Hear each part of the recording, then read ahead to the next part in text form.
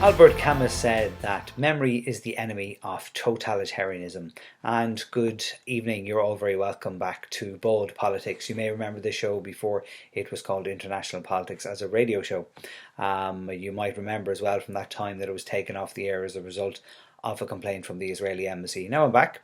My name is Peter Carney. The show is called Bald Politics, and the purpose of the show is to give a voice to people in international politics who don't get a voice in the mainstream or don't want to have a voice within the mainstream, or indeed they are ignored or misrepresented by the mainstream. So that's what this show is all about. There will be an interview with a person within that field every 2 weeks, and the show should be uploaded onto YouTube.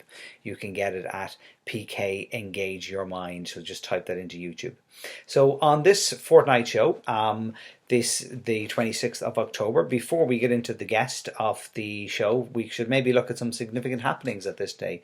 In 1776, on this day, the 26th of October, Benjamin Franklin departs from America for France on a mission to seek French support for the American Revolution. In 1811, the Argentine government declared the freedom of expression for the press by decree.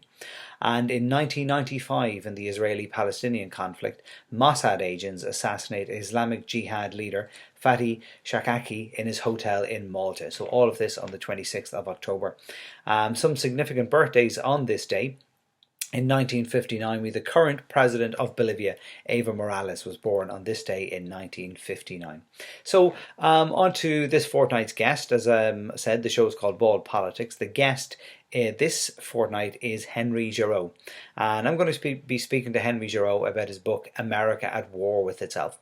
So, in his book, it says, from poisoned water in Flint and other cities to the police deaths of African Americans to hate-mongering on the presidential campaign trail, Henry Giroux critiques what he believes is a slide towards totalitarianism and other failings that led to the current political climate and the rise of Donald Trump. Now, Giroux is the McMaster University Chair for Scholarship in the Public Interest in the Department of English and Cultural Studies.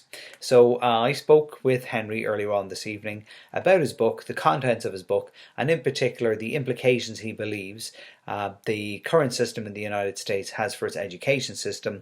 We speak also about Donald Trump, how Donald Trump is not necessarily the problem but a symptom, and a number of the other different issues that come up in his book. So this is Henry Giroux.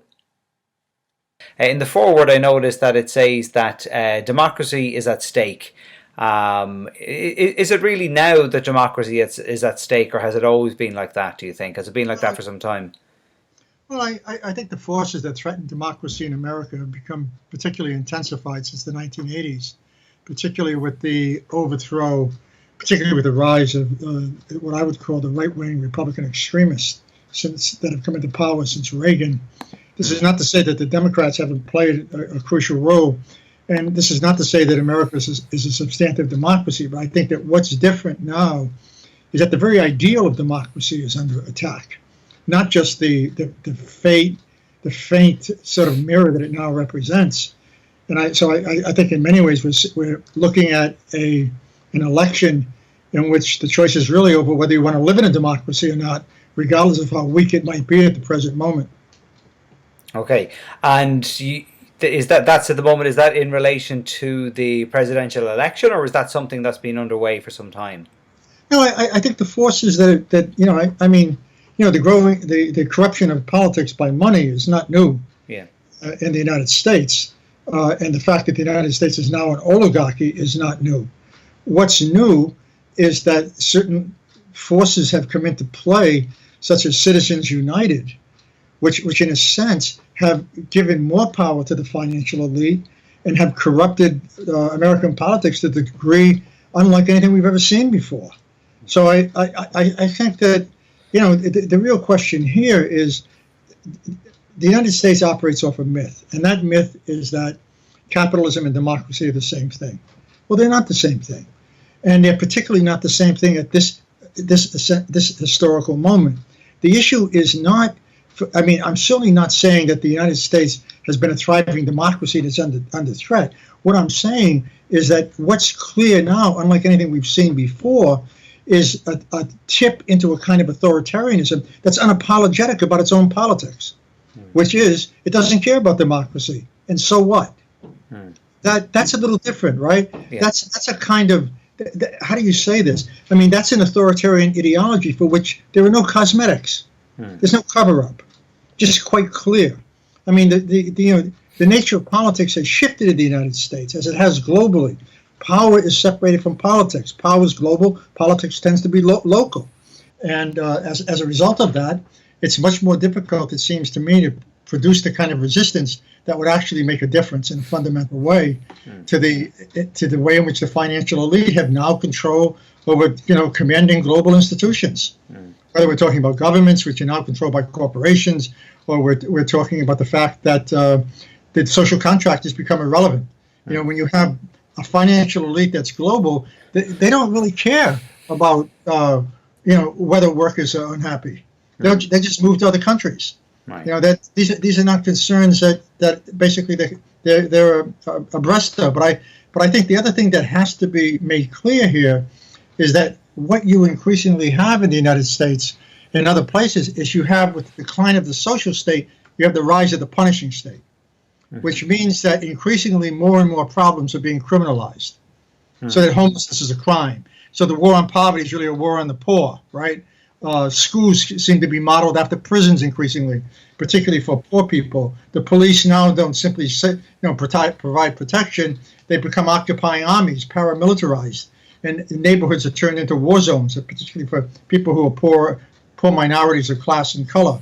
So I think that you really have to talk about those kinds of changes if you're going to make if any kind of difference is going to be made in how we talk about this stuff. Yeah, you mentioned that in your book, particularly about education in the United States, that it's somehow modeled on a prison system. Now, how exactly does that happen? You mentioned there's a number of things, even truancy could result in somebody being imprisoned. Well, I think that what we're seeing, particularly in poor urban high schools, is that infractions that meant in the past you were being sent to the principal's office now means that they become police matters. So you have an incredible number of police occupying the schools, and if a kid violates a dress code or doodles on a desk, they're not sent to the principal's office, they're sent to the police station. They're handcuffed, put in the back of a car, and off they go.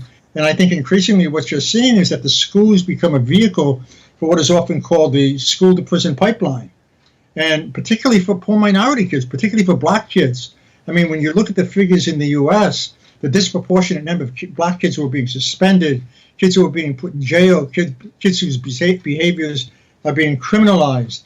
I mean, kids who all of a sudden are ending up in what we call debtors' prisons. I mean, if you can believe this, there are kids who, because they can't pay a fine for being truant, are actually brought before the courts and incarcerated.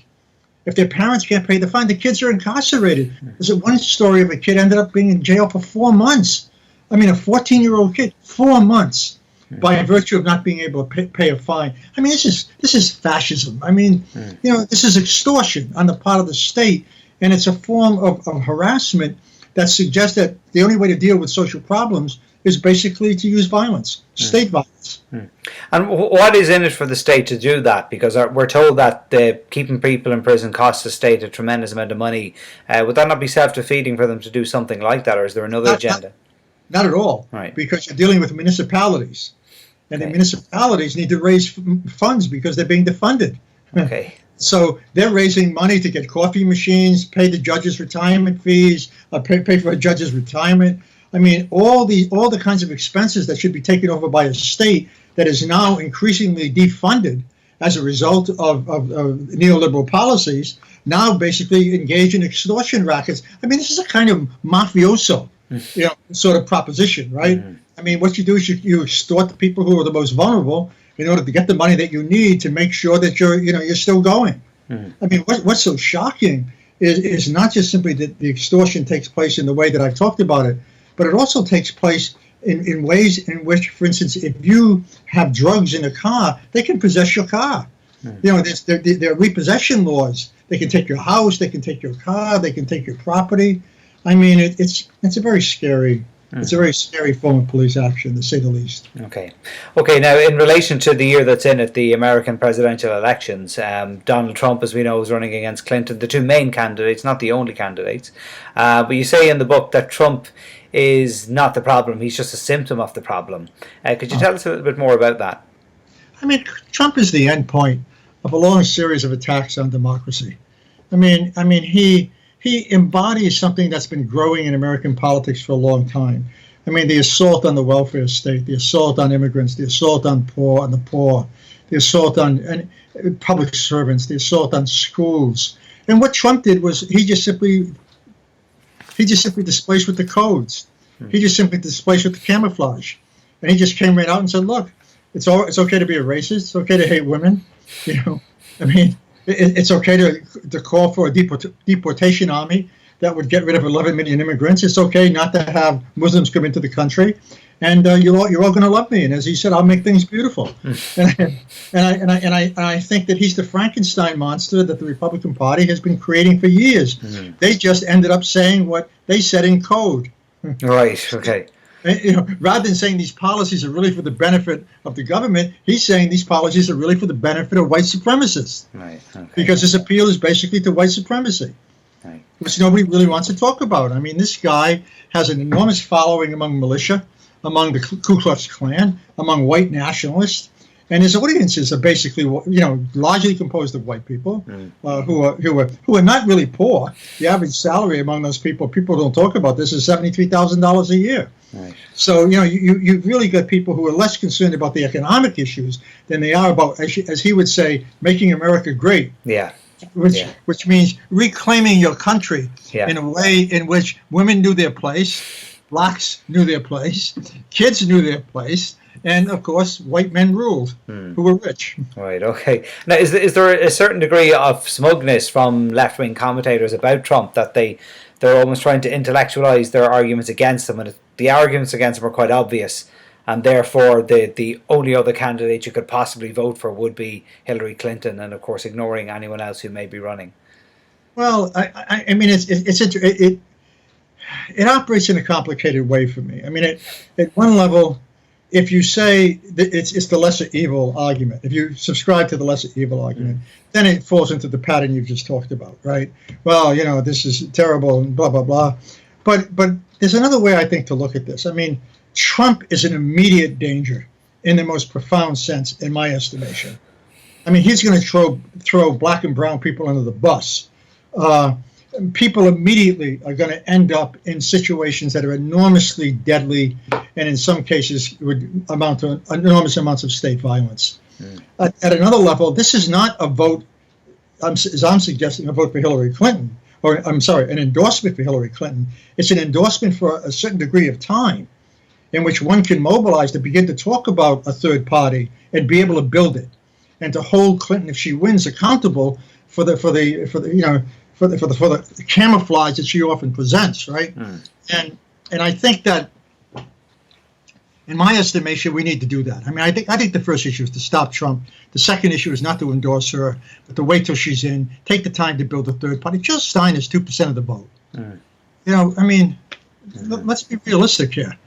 The real issue is not that we should support Jill Stein and sort of give a vote to Trump. I mean, I think the real issue here is, where's the left failed in building a viable third movement? And we've got 4 years allegedly to hopefully correct that argument, to address that issue. And I think one of the things that the left has to do is to learn how to deal with education. Domination is not just structural. It's not just about economics. It's also about changing people's consciousness. It's also about making education central to politics itself. And the left has a lot of trouble doing that. Yeah, so you think over the next 4 years that at least that's something that should be built on, is that why have they failed so badly? I mean, why has it got to a stage where, not just now, but for several years, we've effectively just had a two-party system? Well, I think there are a number of issues. I mean, I think the left loves isolated issues. All right. I mean, they love being fractured. Right. I mean, the right doesn't. The right has a huge umbrella. It brings a number of people together, and it works. They exercise power. The right has always understood the value of education. Always. I mean, they see school in the United States. It begins with the Powell Memo, where they say, hey, look, we cannot allow the 60s to happen again. We've got to create our own anti-public intellectuals. We've got to create our own public spaces where we can educate people to appreciate what they call market fundamentalism. And so those two elements, are very important. The left has never taken that seriously, except for brief moments in the 60s. And so what you have is an enormous amount of fragmentation. You don't have a broad-based social movement, and you have an array of identity and isolated of identity politics and isolated issues that, to me, paralyzes the left. It's a paralyzing form of politics. And secondly, this question of education, they think education is about schooling. They don't know about Bourdieu. They don't know about Gramsci and what these people said. Raymond Williams, about the power of education is the fundamental moment when you make something meaningful, to make it critical, to make it transformative. And then you begin the process of helping people understand that what you're talking about has something to do actually with their lives, with the problems that they actually face. So instead of mobilizing to get angry and then get angry about the wrong things, like the right does, we've got to mobilize them to get angry and outraged about the things that matter. Okay. And do you see that, is that the work of, say, people who want to build a quote-unquote better society? What is it that they should be doing now? Well, I think that what they should be doing is making power visible in every way that it operates. What they should be doing is helping people to recognize that they can translate personal issues, private issues, into larger public and systemic considerations, that they've got to get control of cultural apparatuses that speak to them in a way that don't demean them and simply turn them into commodities. I think that all those things matter. We need to do at least three things.